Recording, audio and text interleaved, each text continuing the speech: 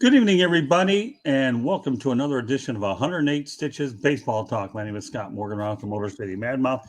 Great show lined up tonight, but what's even greater is a crew that I happen to have. Rick Curdy, Mr. Opinion. Welcome back, Rick. You're first of three for you this week, my friend. You ready for hat trick broadcast? Absolutely. I'm Mario Lemieux. I'm ready. A boy, that's what I want to hear. Mr. Icorn, well, we're keeping you busy as well. Yeah, good to be here again, guys, and looking forward to baseball talk. Yeah, we got some good topics lined up. And last but not least, Mr. Jordan Long, based out of Colorado. Welcome back, Jordan. Thank you, Scott. Thanks for having me. Enjoy you guys. You're my core. So, all right, let me give everybody an overview of what we're going to talk about tonight. We're going to be talking about the top 10 winning percentages in WBC history. I have a great parting shot as well as career stats with active players. Don't want to miss that one, as well as what you have going on. With that said, we're going to talk about the World Baseball Classic. Starts this week. I know it's a pretty interesting tournament, and you see it every couple of years. So the only real major point we're going to talk about is I'm going to just divulge the top 10 winning percentage in WBC history. And I'm going to start off with number one, the Dominican Republic, 750. They're 18-6. Japan, 733, 22-8. Puerto Rico, 690, 20-9. South Korea, they have a lot of good players there too. 682, 15-7. Here's a real interesting one, and I know bradausmus actually piloted this team. Was Israel, 667, but they're 4-2. They're new to the WBC. Cuba, 577, 15-11. Great baseball history there. The United States of America. All right. Triple fives are what we're looking at for winning percentage, 555. And they're 15 and 12. Excuse me. We have a 500 team, Venezuela, at 12-12, and then there's only two teams that are below 500. The Netherlands at 458, 11-13, and Mexico 389, 7-11. No, I don't mean the convenience store. I'm talking about the record. So there you go. Now you have it. So I'm going to ask you, Rick Curdy, which one stands out? Any surprises? Any disappointments? I'm surprised that Venezuela is as low as it is. They have some great players there. I thought they'd be like in the top five. The other ones, I mean, Japan's a powerhouse. We all know about the Dominican Republic, of course, Puerto Rico. They got great players coming there. But I'm surprised by Venezuela because a lot of Latinos, a lot of Latin American places are fantastic at baseball. A lot of great Venezuelan players. Like Miguelcabrera. I'm kind of surprised that I thought they'd be higher. Okay, what about you, George? Yeah, I agree with Rick. That really surprises me, Venezuela, and I know they're one of the top favorites. I saw some of the predictors in the USA Today, and a lot of them have Venezuela being in the top 3 or 4. United States won it. What was it, almost 6 years ago? We haven't had a World Baseball Classic for nearly 6 seasons. COVID knocked it out of the rotation, remember, when we were supposed to have it. So it's been quite a while since we had it. And I think that, there's a lot of major league players, what they say, almost 200 players on the 40-man rosters, and more than 300 players under contract with big league teams. I think, Venezuela surprises me. Like Rick said, United States, not so good. 5.55 percentage, even though they did win the last one. Always a struggle because, like Rick alluded to, the dominance of the Latin American players, Cuba and Puerto Rico and Venezuela, Dominican Republic.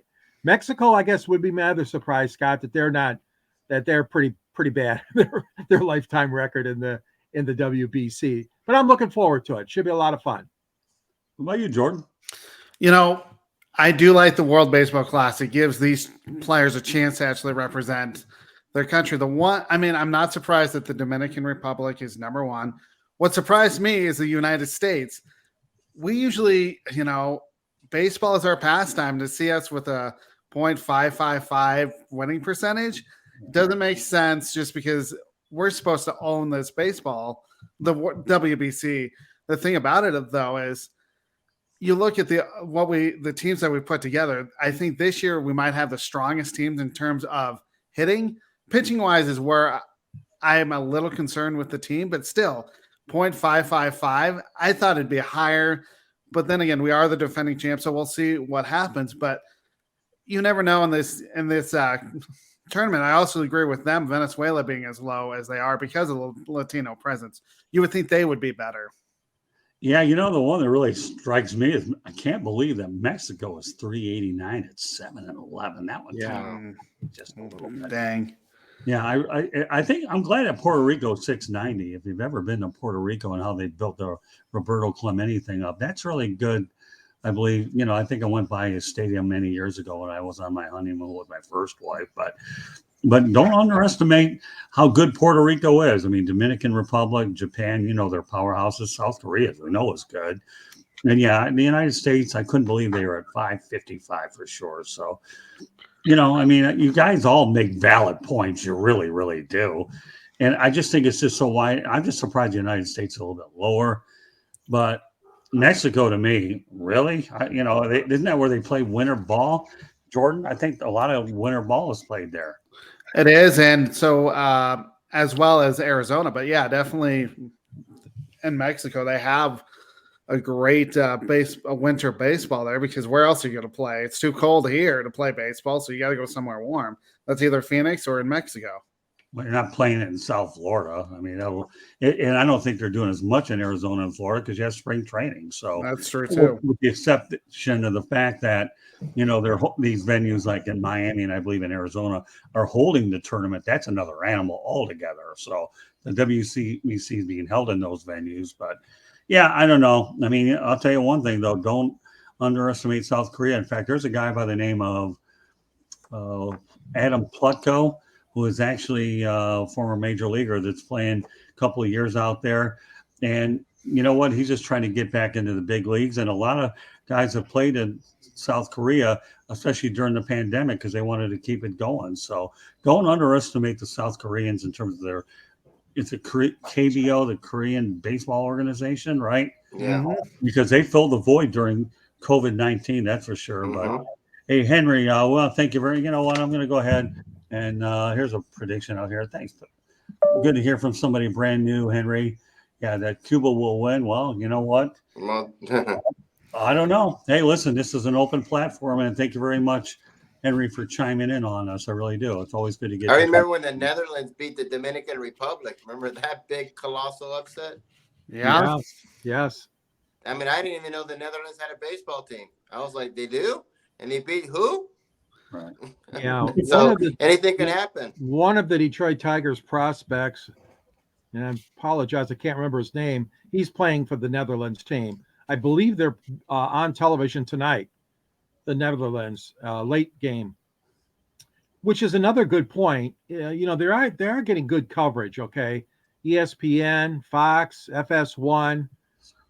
Good coverage. A lot of games will be televised, and it is a good competition. The only other one I like, obviously, would be the Olympics when we have baseball. But again, they have been playing around with not having baseball and having it and pulling it off, putting it back on. Depends on which country is hosted. That's a bunch of BS. It should be on all the time in the Olympic cycle, the Summer Olympics. But this now attracts more of the national players than any other one, especially the Olympics. And don't forget, guys, there's games played all around the world. Chinese Taipei and Japan. They're not all playing in the United States. I think people forget that they do truly treat this. Now, the U.S., of course, always hosts the semifinals and the finals. Like you said, Scott, down in Florida. And I believe some of them have been in Southern California or Arizona. So, yeah, here's another comment from Henry.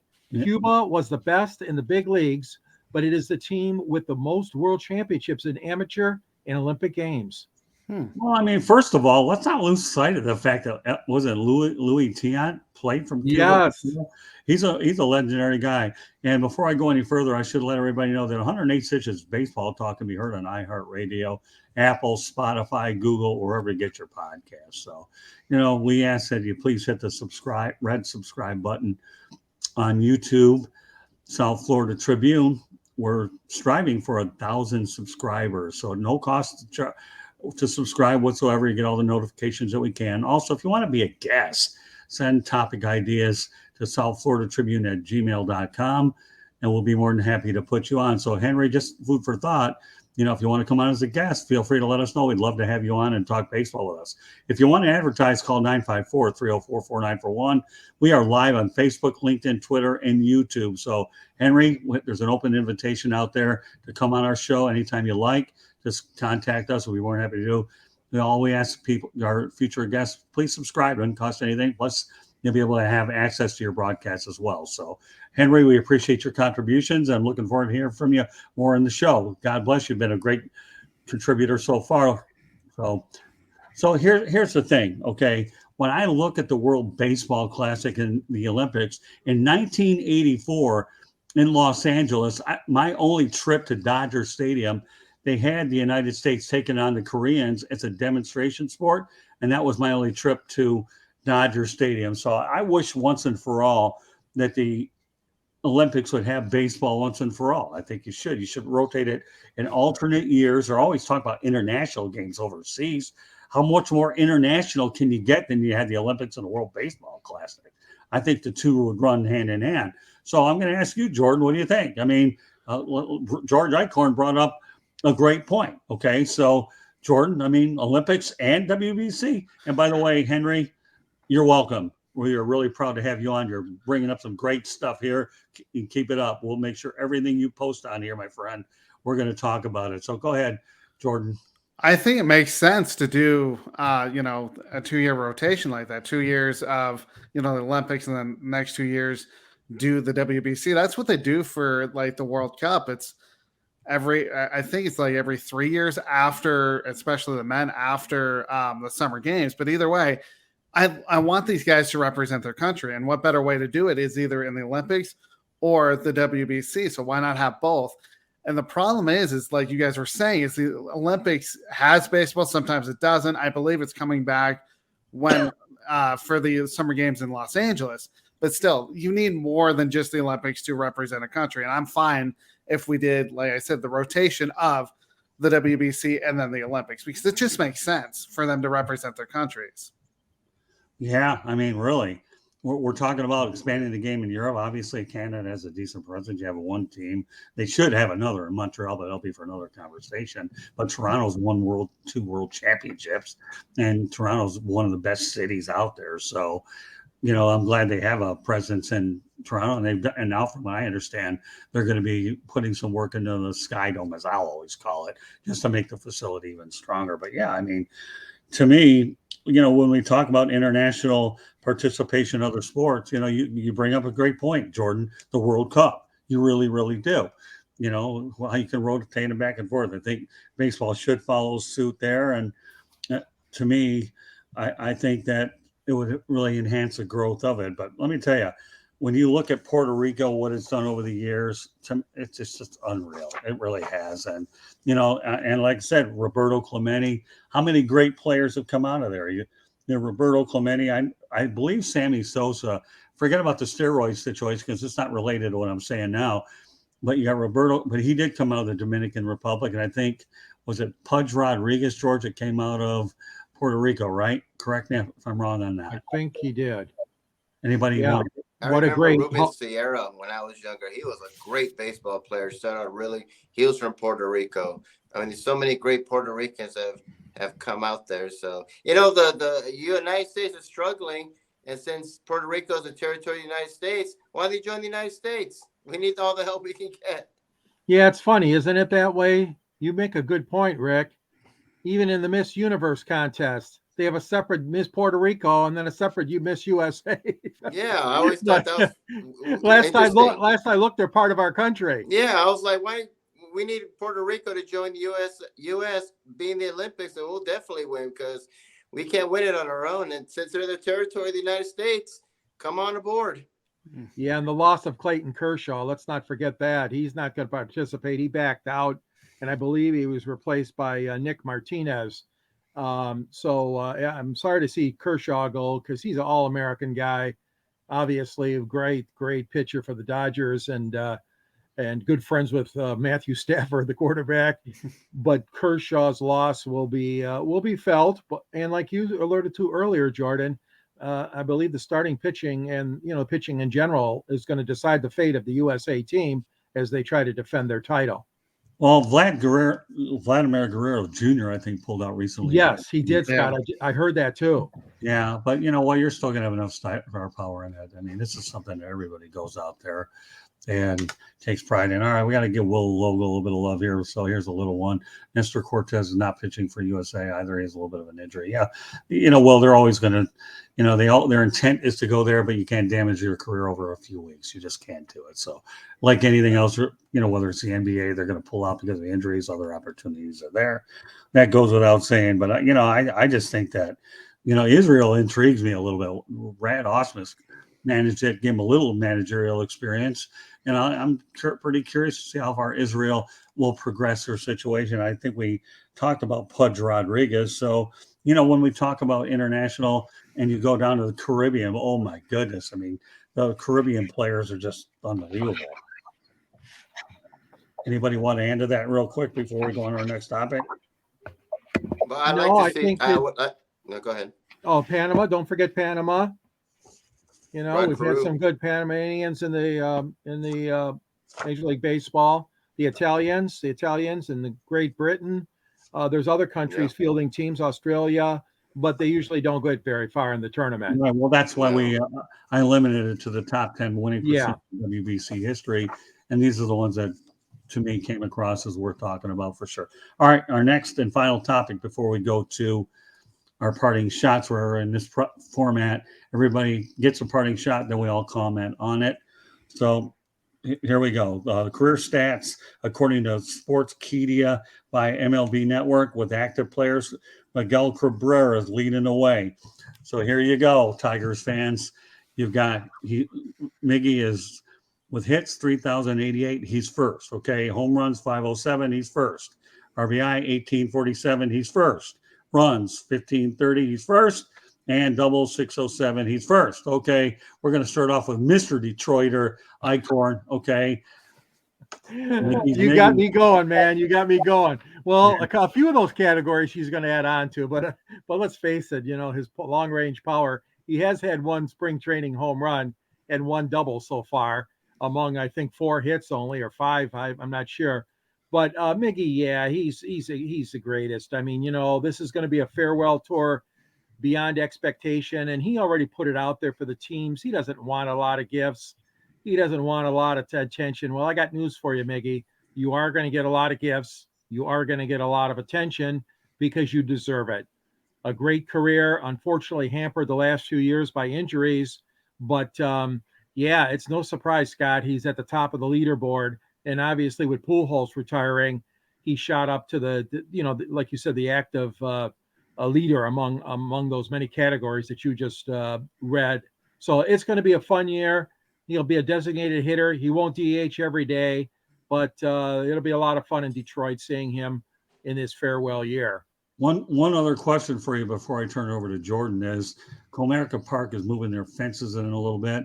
How much do you think Miguelcabrera is going to benefit by that? I think it should help him. I mean, it should help all the hitters, but especially him, because I know that he gets stuck with a lot of doubles at Comericapark, especially, years gone by.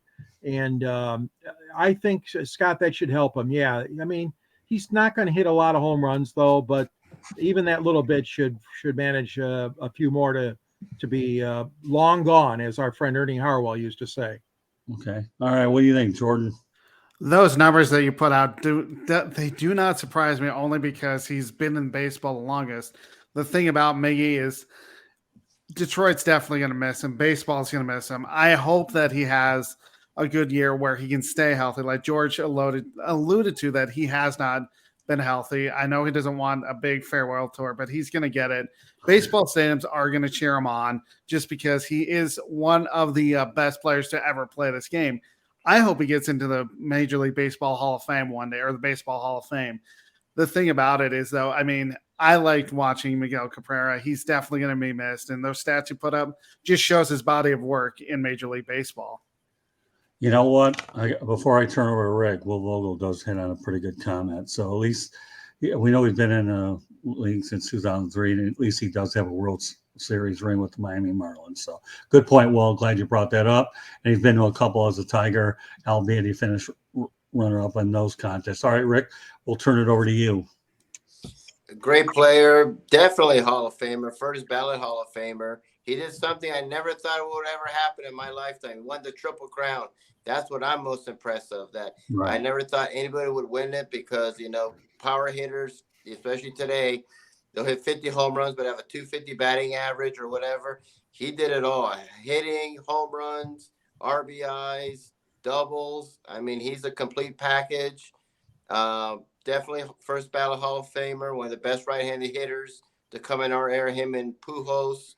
And, what more can we say about him? This is his final, and he'll get a lot of gifts like Kareem. Remember Kareem's final year? He got a lot of gifts and standing ovations. He'll get that too. He's very beloved. You can tell he loves the game. He's always a big kidder when he's on with the other players, always kidding around with them. But he'll be missed. True great ambassador. He's from Venezuela, as we mentioned. Great country. It comes a lot of great players come from Venezuela. So we'll miss some, but man, he's a phenomenal player. Yeah, we can say what we want about these countries' records, but I'll tell you some of the players they put that have actually made it in the big leagues and made it big. To me, that's impressive. I mean, I know it's, again, we're talking about records, but let's not forget the finality of the whole thing. And that being the fact that there's some superstars from a lot of countries. I mean, if that isn't good enough, Shoheiohtani, how big does it get in Japan, for gosh sakes? I mean, and Hideki Matsui's another guy that you can easily put in there, one of those steady Yankees on the planet. Mm-hmm. And the list goes on and on. All I'll say about Miguelcabrera is I know I haven't worked in the Metro Detroit area in over 20 years, and I rarely get out to see him during spring training. First ballot Hall of Famer. See you in Cooperstown in 5 years, Mr. Cabrera, and enjoy your last rodeo. So with that said, we're going to go over to our parting shots. Mr. Curdy, lead off. Well, Major League Baseball put some rules in, but this is one rule I do like. I love the pitching clock. I've actually been to a minor league baseball game with the Knights. They actually had a pitching clock.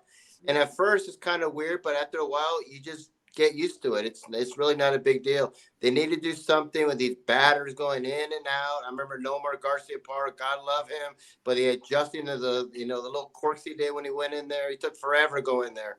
I remember another baseball player. What's his name? They call him the human rain delay because he took forever to pitch. And I'm so glad they have a pitching clock now. What's so funny is that Max Scherzer was saying, I love this pitching clock. I cannot wait for this pitching clock. And he got busted with a balk on it. So he didn't really have a good day with it, but I love it. It's good to speed up this game. I don't have a problem with it. I've seen games with the pitching clock. You really just, it doesn't even, you won't even think about it when you're seeing it. So, great to see it. I know a lot of players hate it, but you know what? You need to hurry up, get in there, stop taking forever, and just go in there. And they need to do something to speed up the game. I think that will help it with the pitching clocks. George, what do you have to say about pitch clock? Nope. Don't like it. Baseball is a game with no time element attached to it, no clock, unlike basketball and football and hockey, where you're worried about how much time is left, last minute of play in the third period. Or how about the NBA? 2 minutes. We used to hear that all the time, Scott, in Detroit. Yeah. No, I'm not in favor of it. And you know what? 10 umpires aren't in favor of it either. We lost 10 good men that turned in their resignation. Okay, maybe a couple of them, I'll grant you, had injuries. But losing 10 umpires, don't tell me that wasn't because of these silly rules they're putting in. I know it was. And also the stupidity of a robo umpire behind home plate, which I hope we don't see. But no, Rick, I'm sorry. I go the other way. I'm traditionalist. I don't want time. Yeah. I don't want time to be wrecking this. The robot ones, I totally agree. Stupid. Yeah. Okay, Jordan, you've heard one side and one the other, and I'll get my 2 cents, but I want to see this 2 out of 3. Which way you're swinging, Mr. Long? I actually do like the pitch clock. I mean, I am a traditionalist like George, but I do like the actual pitch clock because, like Rick was saying, there are pitchers who took too much time pitching. It was almost like 30, 40 seconds in between pitches. I've been to a minor league ballpark where they actually had the pitch clock. And like Rick said, you don't pay attention to it. It's just like a normal game once it starts going. I'm fine with it. I know they're trying to speed up a slow game, but even if that's just a little bit, it helps. Because I don't want to see pitchers, looking off to first or third base and then waiting for a sign. Just pitch the dang ball. That's all I care about. So I'm fine with the pitch clock. Well, it's time for me to voice my opinion. Number one, I haven't seen a major league game with it. So you know what I'm going to do? And I never do this very often, okay? Until I see it in front of my own two eyes at a stadium, I will go ahead and defer on this topic. I am a traditionalist. I do believe in the purity of the game, George. I kid you not. I obviously don't know the other game any other way. But one thing I'll remember when Don Mattingly was managing the Marlins, he always told me, Scott, you know what? Here's the deal, okay? We may not like the rule changes, okay? But we have no choice but to adapt to them whether we like it or not. And I said, okay, I'll take that. Don and I had a great working relationship. And I won't lie to you, I miss the guy. It's going to be different around this team without Don Mattingly. I know, obviously, both sides have moved on. But Don told me all the time, day in and day out, when we talked about it, as well as my other colleagues down in Miami, you know what? You may not like it, but you better get used to it because it isn't going away. Now, I will say this, the robo umps, no. Okay, I'm not. There's a fine line about how many new changes I'm going to have. That might be the most difficult one. The larging of the bases, again, it's one of those kinds of things for me. I have to see it before I can fully comment on it. But the pitch clock, I'm going to just take the fifth on it until my four eyes, okay, can definitely adapt to it. All right, good point, Rick. I really like that one. All right, George. Well, I know this topic has been talked about long and long and long, but I'm going to bring it up again, and that's my disdain for not having all of the Major League Baseball openers in warm or western or dome cities. There's something about, I know there's something special about the presidential opener or Baltimore or Cincinnati or Detroit getting one early in the season. I understand all that. It's tradition. I get it. And no, you don't want your team to lose 6 in a row on the road or go 1-5 and come home to your opening day. Owners are fearful that they won't have a good crowd. But this is ridiculous with postponements, and the schedule is so compact and tight as it is now that I wish they would at least try it once or a couple years. And again, that would be the dome stadiums, and the warmer climates would open first. Now, Detroit, as it turns out, is the one that's going to benefit this year because the Tigers are opening in Tampa Bay in front of a lot of empty seats, as we'll probably know, at Tampa Bay, Tropicana.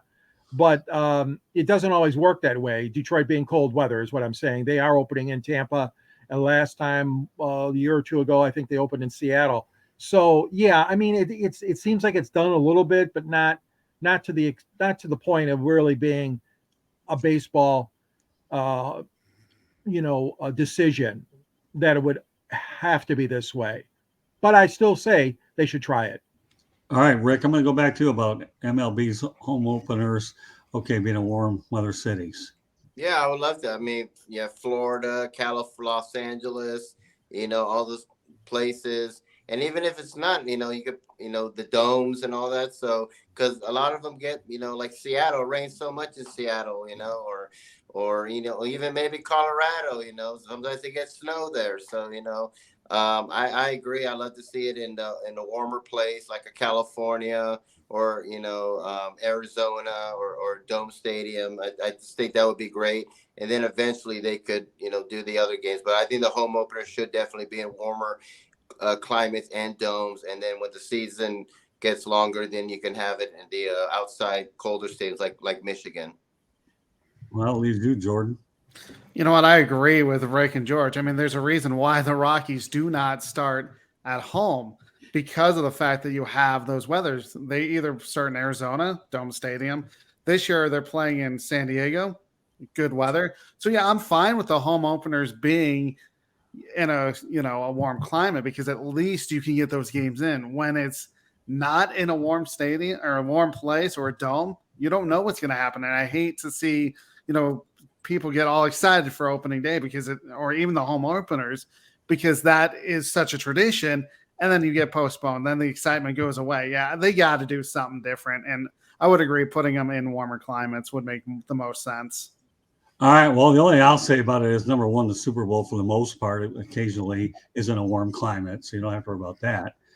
But here's where I find it very, very interesting, okay, about the warm climates. Okay, George, you don't know a darn thing about postponements until you've dealt with COVID-19, and they were postponing everything from all over the place. I have never seen so many dysfunctions and things in a game until you've worked COVID-19.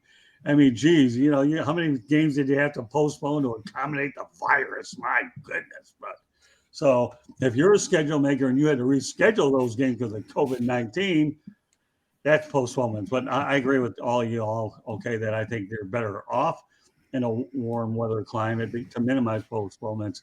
But George, I'm not buying the postponements when I saw the amount of them that happened during COVID-19.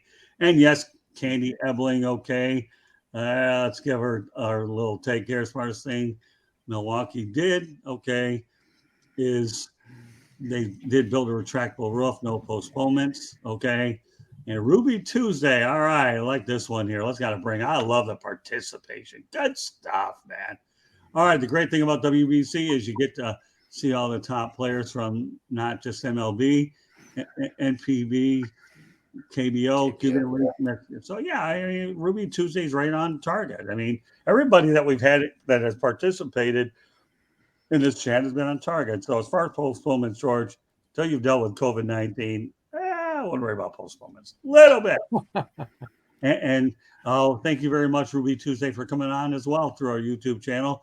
If you haven't already, please subscribe, and then that could be a very open invite here to talk to us here on the broadcast. So, hey, we're looking to bring more people to talk on this platform.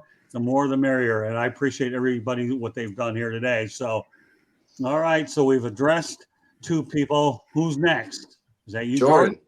Yep. So I'm going away from Major League Baseball and going into the NFL. Geno Smith, of course, got the big deal, $105 million for 3 years, $52 million for this upcoming season. The thing about it is, this has been his best year ever as a starter in this league. He was 9-8 for the Seahawks this past season, passed for a career high 4,282 yards, 30 touchdowns, and picked off 11 times. Before that, his best season was with the New York Jets in his rookie year in 2013. He passed for 3,046 yards, 12 touchdowns, 21 picks. So the fact of the matter is you're giving this guy that much money for 1 year. I do not understand it. At least the other guys that got paid, Daniel Jones and Derek Carr, are starters in this league and have been a starter longer than Geno Smith. But for 1 year, a great year, you're going to pay him 3 years, $103 million with 52 guaranteed in the next year or this upcoming year. I just don't understand what the Seahawks are doing. I get they need to keep Geno Smith, but to pay him that much does not make sense to me. It's insane money.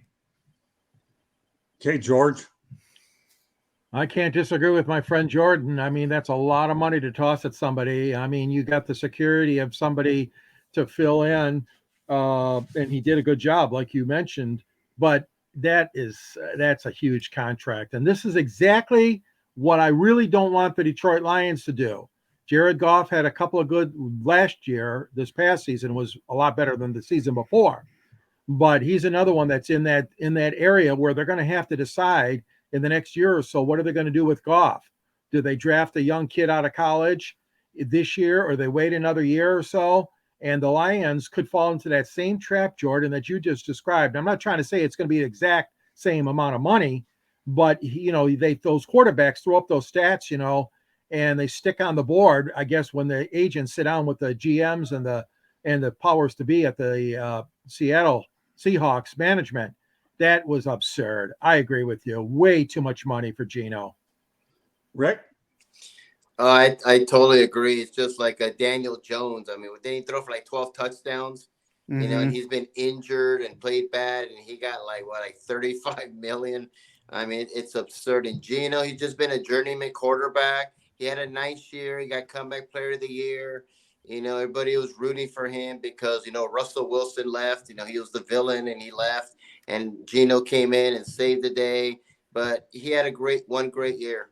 And it just shows the desperation that the NFL does when trying to get quarterbacks. Someone has 1 or 2 good years and they just give them like $100 million guaranteed, which is insane. So Golf is probably going to get a ton of money Mhm. because he's way better than Daniel Jones and Geno Yeah. Smith. So those agents definitely need to be in the Hall of Fame if they could get Daniel Jones and Geno to get all that guaranteed money. I mean, I'm serious. They should have a special place for agents in the Hall of Fame. And I mean, I think what they're doing is incredible because to sell Geno Smith or Daniel Jones for all that money, and they're like, okay, sure, and give them all that guaranteed money is absolutely amazing. But the Seahawks, I think it's stupid. I think it's dumb. They need to look at another quarterback. Geno's a journeyman quarterback. He's had a great year, but he has not proven to be a consistent, and he's definitely not a franchise quarterback for the Seahawks at all. So I don't understand. It's just desperation. All right. Well, the only thing I'll say about this whole thing is number one, okay, the Lions have a year to decide on Goff. So that's a good problem. If you can transition from Stafford to Goff, okay, that's a good problem where you go from one franchise guy to another. The Lions are going to draft another developmental guy anyways. I know that's going to happen. Who they draft is another story. Same holds true for the Seahawks. I know Pete Carroll's talking about drafting a developmental guy. And the one thing people have to understand about NFL contracts, they're basically year to year, anyways, is what they are. So Mhm. don't believe the ink that you see on the total gross amount. It's what they ultimately end up turning out to be later on. So, you know, if you can go ahead and use Geno Smith under the Pete Carroll system for which he flourished in, okay, and he did flourish in it, then if you buy yourself another year or two to get a franchise guy, then maybe the investment is. As far as the Lions are concerned, please. I mean, you know, actually, I was watching Colin Cowherd today, and that's becoming one of my new favorite shows. Of the NFC quarterbacks that were out there, he rated Jared Goff third. And he did. And I was intrigued when he mentioned, and by the way, he had Matt Stafford number one and Jalen Hurts number two. And I thought, wow, that surprises me. But you know what? One thing about Goff is he doesn't throw interceptions, and he's got a great offensive coordinator and Ben Johnson. So give him his due. So I don't think the Lions have a problem. I think the Seahawks are buying time, and I'll be curious to see how this whole thing plays out. So great stuff all the way around. All right, my parting shot before we call it a night is MLBA Tony Clark quoted, "We are never going to agree to a salary cap." All right, you know what? I'll comment on this, okay? I think ultimately, if the owners try to break the union, they're going to be forced into getting a salary cap at some point. It's hard to be sympathetic toward the owners now, though, because they're spending a lot of money, is what they're doing. So it'll be harder for that to happen. The one thing I'd like to see would be the lower teams having a ceiling floor where they have to spend so much money. That's what I would like to see. But salary cap, I think if MLB is intent to break the union, Tony, and when your players start missing games because their checks aren't there, I don't think I would totally rule it out. And if you want to go to the Agents Hall of Fame, well, I'd like to know who Bobby Bonilla's agent is and some of these other guys, but we'll leave Lee that for another Steinberg will time. be the first one in there. Who? Lee Steinberg. Oh, yeah, and then I'm sure another one is Scott Yeah, Boris. Boris. Yeah, Bonus. but my point is on salary cap. I think it can be done. We'll just see how ambitious the owners are to spend the money. It takes away. But when players start missing game checks, it gets ugly. It gets ugly. But then again, you can destroy the game. So I would say never, never.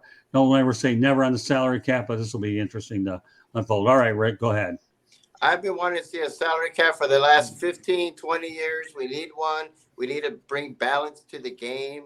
You know, you're not going to bring balance when you have the Dodgers and with the Royals, or you're going to have the Mets, you know, payroll against Tampa Bay's payroll or small market or maybe Milwaukee's payroll. It's like David and Goliath. You know, how are you going to compete with that? All that money is a bigger market.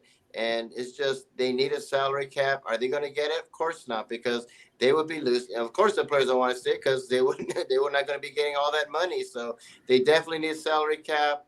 They have in the NBA, they have in the NFL. They're still making tons of money, but they just need an even playing field, and that's why I agree that they should have a salary cap. Will they get one? No, because the players will say they're going to be losing money, so nobody wants to lose money. Well, the MLB Players Union is the strongest one of the four major sports. You haven't had it by now, you're probably not going to get it anyways. All right, George. Yeah, no, I agree with Rick. There should be a cap. I mean, there is too much inequity.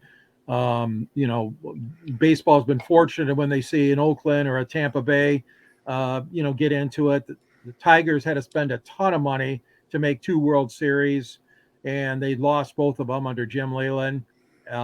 Couldn't compete even in the finals. All I'm saying is that, yeah, it would be nice to have, but I agree. I don't think the union's ever going to agree to it. And, Tonyclark is very powerful. Marvin Miller, speaking of Hall of Famers, Marvin Miller took him a hell of a long time to get in the Hall of Fame. The pioneer, as we know, player rep, negotiator, all those years. But the players, of course, will never agree to it. It'll be a backbreaker. A strike will ensue, and it'll be really ugly. Like you said, Scott, everybody wants to avoid that situation. But the field is never level. And never level. These big spending teams will always be at the top of the contending list. Well, all you got to do is look at the NFL, right? I mean, the NFL is the model for everything. You have an even playing field. They have a good TV contract. One thing to be conscious about with MLB, though, is I'll be curious to see how that Bally situation plays out and how future TV deals are going to be written up, because I know that that situation is a developing story, and we'll bring it up at some point down the line. All right, Jordan, go ahead. I do agree that there needs to be a baseball salary cap. I mean, we want parity. We saw it in the NHL, what that's done. Obviously, in the NFL, the NBA is, they have a salary cap of sorts, but they also have where you can, go over it and pay the league back. The thing is, though, would I like to see a salary cap for baseball for parity? Yes, I would. Will it happen? Probably not. I do like your idea, Scott, to have a floor where, like the Colorado Rockies, the Oakland Athletics have to get to a floor to at least compete. I just don't see baseball ever going that way because they are slow to change. Well, the Miami Marlins need it, and I don't know. And the Tampa Bay Rays look like geniuses to me because they're finding a way to win with nothing. And you know what? I got to give the Rays a whole lot of credit. They're the classic model organization when it comes to drafting and developing players. To have that many winning seasons with a payroll that, to me, pales in comparison. And we're going to do a future show on payroll anyways, but not tonight because I was more interested in the World Baseball Classic. So I'll probably bring that on hopefully next week if I can do that. But I definitely believe the Rays are just geniuses. They're making a lot out of nothing in a feudal arena is what they're doing. And hey, more power to the Rays. I mean, they're working magic is what they are. They really are. So that concludes this edition of 108 Stitches Baseball Talk. So what we're going to do is go around the horn, let everybody know how they get a hold of themselves. All right, Rick, you lead it off, buddy. Well, you can find me on my website, www.charlottebats.com. Please go on there, sign our petition. We want to bring Major League Baseball to Charlotte, North Carolina.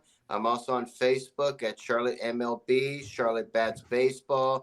I'm on Instagram at Charlotte Bats. I'm on Twitter, Charlotte Bats Baseball, and also on LinkedIn under Rick Curdy. And if you have any comments or questions, please email me at cltbatsbaseball@gmail.com. Very good. All right, Jordan, we'll lay Icorn for last for obvious reason. So you can find me at SportsScoop1 on Twitter. I have a blog that I write Mondays through Thursdays with podcasts on Fridays. Of course, you can find me here on 108 Stitches on Tuesdays. I'm going to be on the Pundits Pundit on the Sideline Sports Network, and that will be Wednesdays at 8 p.m. Eastern Time. And, of course, you can find me on any of the Sideline Sports shows that they need me. And we'll also be bringing you on some other South Florida Tribune sports as time goes on, depending on your availability on Thursday night. You're a great asset to the broadcast team, and we certainly enjoy your insightful, educated opinions. All right, go ahead, George. Ernie Harwell, Ray Lane, Paul Carey, Ty Tyson, a lot of great announcers in Detroit sports, especially in baseball. And of course, Scott Morganroth, you're in this book as well, Detroit Sports Broadcasters on the Air.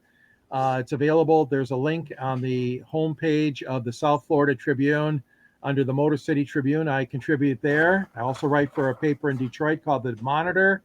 And you can read me at gicorn@yahoo.com and also Twitter, SandGSports99. And I'm on the show with Scott and South Florida Tribune on Monday nights, Fire Up Michigan, as well as this show and the Sports Exchange on Thursday. So good to be part of this network. You guys are doing a great job. Candy and everybody behind the scenes, too, is doing great. So thanks for having me part of it. Yeah, George is also appearing on Fire. We got him all over the map. We have Curdy all over the map. And we're going to get Long to make, hopefully, multiple appearances. Good old Jordan. I love having you on the show. You're a nice, even-keeled guy who just gets it right on the information. If you're watching the show here, okay, you can see that on Twitter. You can follow me at Tribune South. So for Twitter people, if you want to follow me, look it over. Hopefully you're seeing this show on Twitter at the moment. So I should point out that, yes, kudos to Candy Ebling. Okay, does an unbelievable job with the website. She's amazing. Our website is www.southfloridatribune.com. This show can be heard inside the pigskin too, as well as 108 Stitches Baseball Talk can be heard on iHeartRadio, Google, Apple, Spotify, wherever you get your podcasts. Also, if you want to go ahead and subscribe to us, feel free to hit the red subscribe button on South Florida Tribune. Hit the red button. It's an easy way to do it. We're striving for 1,000 subscribers. Want to be a guest? Send topic ideas to southfloridatribune@gmail.com. If you want to advertise, call 954-304-4941. We are live on Facebook, LinkedIn, Twitter, and YouTube as well. And again, mention the email address, the website, we have it all there. And I just think it's great when you can get out to a lot of different things. We have a lot of great shows in the pipeline, not only here on the streaming version, but also remotely as well. So, when you subscribe to our website, not only being able to see the streams, but we work very, very, very diligently to make sure some of our shows, you can get the feel for them. We've done the Daytona 500, the Rolex 24. We've worked with Miami Hurricanes, as well as many, many others as well. So please subscribe. And also, I want to point out, I want to thank everybody in this chat room. Okay. Tonight, you guys are absolutely exceptional. We look forward to seeing y'all back again. So please share it, like it to your friends and family. And again, there's an open opportunity for everybody to come on. And we would love nothing better than to keep a seat warm for you with my incredible crew. And I'm only building the crew as we go along. So meanwhile, we want to thank you for joining us on this edition of 108 Stitches Baseball Talk. On behalf of Rick Curdy, George Eichhorn, and Jordan Long, my name is Scott Morganroth, the Motor City Madmouth. Thank you for joining us on this edition of 108 Stitches Baseball Talk. And we will catch you next Tuesday night. Take care, everybody. God bless and be safe out there. We really care about you as an audience. And more importantly, we enjoy doing this so that we can go out there and give you quality entertainment and information. Good night, everybody. See you next Tuesday. Good night.